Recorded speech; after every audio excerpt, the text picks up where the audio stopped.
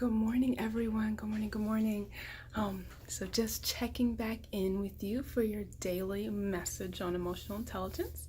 So what I want to talk about was a situation I was reflecting on yesterday, where I was talking with a bunch of people about some dynamics, less than helpful, let's say negative, that we can see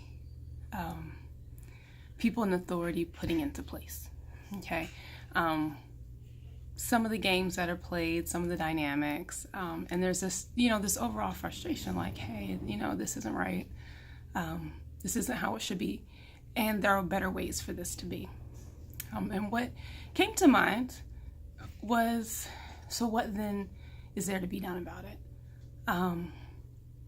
Concerns were expressed. They were, so the powers that be, not likely that anything's going to change in that regard, but as I was sitting there and I was participating in the conversation as well, certainly because I could see these things too, in my mind it's like, okay, so fool me once, shame on you. Fool me twice, shame on me.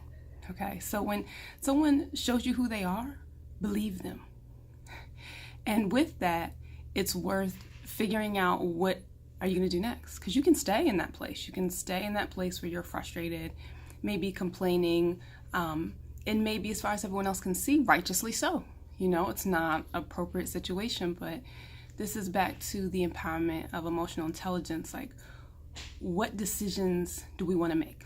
If I'm going to stick with the situation, fine. But what's important is to change my attitude. What value is it to me to stay in a situation and have a bad attitude about it?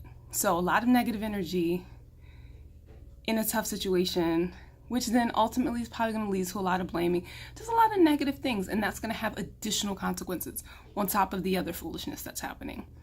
Or change the situation if it's possible. Change the circumstance. Step out. Do something different.